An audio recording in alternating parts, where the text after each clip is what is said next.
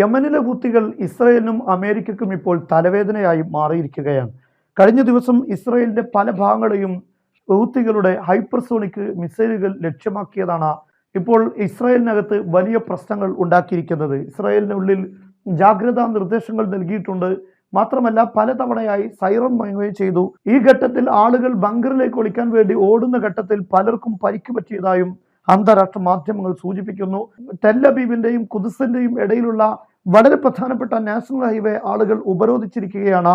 Israel പ്രധാനമന്ത്രി Benjamin Netanyahu രാജിവെക്കണമെന്നാണ് ഈ ആളുകൾ ആവശ്യപ്പെട്ടുകൊണ്ടിരിക്കുന്നത്. അതേസമയത്ത് യമനിലെ ഹൂത്തികൾ 4ാം തവണയും അമേരിക്കയുടെ വളരെ പ്രധാനപ്പെട്ട എയർക്രാഫ്റ്റ് കാരിയർ വിമാനവാഹിനി കപ്പലായ USS ഹാരി ട്രൂമാനെതിരെ ആക്രമണം നടത്തിയിരിക്കുകയാണ്.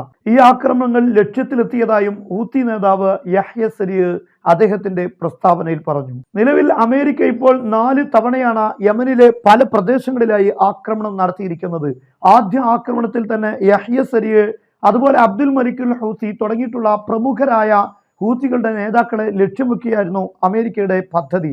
പക്ഷെ ഈ പദ്ധതി 100% പാളി എന്നാണ് വ്യക്തമാകുന്നത്. ഈ പറയപ്പെട്ട ഒരു നേതാവിനെയും വധിക്കാൻ അമേരിക്കയുടെ ആക്രമണങ്ങൾക്ക് സാധിച്ചിട്ടില്ല.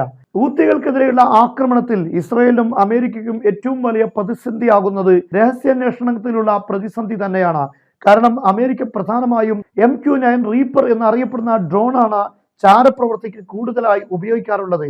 പക്ഷെ ഈ ഡ്രോണുകൾ യമനിന്റെ പരിധിയിലേക്ക് എത്തുമ്പോഴേ അത് ഹൂത്തികൾ വെടിവെച്ചിടുന്നു എന്നതാണ് ഏറ്റവും വലിയ പ്രതിസന്ധി.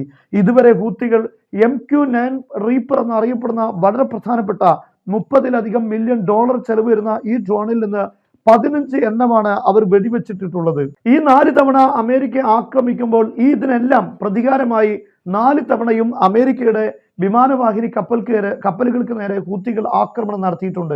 ഈ ആക്രമണങ്ങളെല്ലാം അമേരിക്ക നടത്തുമ്പോൾ അതിന് തൊട്ടു പിന്നാലെ എങ്ങനെയാണ് ഹൂത്തികൾക്ക് ആക്രമിക്കാൻ കഴിയുന്നത്? അവരുടെ മിസൈൽ സംവിധാനങ്ങളെല്ലാം പുറത്തു കൊണ്ടുവരാൻ എങ്ങനെ സാധിക്കുന്നു? അമേരിക്കയുടെ നിരീക്ഷണങ്ങൾക്ക് ഉള്ളിൽ അത് പെടുന്നില്ല എന്ന പ്രധാനപ്പെട്ട ചോദ്യമുണ്ട്. ഇത് തന്നെയാണ് യഥാർത്ഥത്തിൽ അമേരിക്കയും ഇസ്രയേലിനെയും പ്രതിസന്ധിയിലാക്കുന്നത്.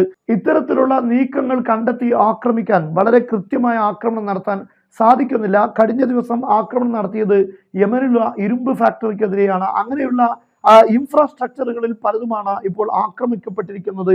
എന്നാൽ യമനിലെ ഹൂത്തികളുടെ അടിസ്ഥാന സൗകര്യങ്ങളോ ആയുധ സ്റ്റോറേജുകളെയോ ആക്രമിക്കാൻ ഇതുവരെ അമേരിക്കക്ക് സാധിച്ചിട്ടില്ല എന്ന് തന്നെയാണ് ഇപ്പോൾ വീണ്ടും ഹൂത്തികളുടെ ഭാഗത്തുനിന്ന് അതിശക്തമായ തിരിച്ചടി ഉണ്ടാകാനുള്ള കാരണം.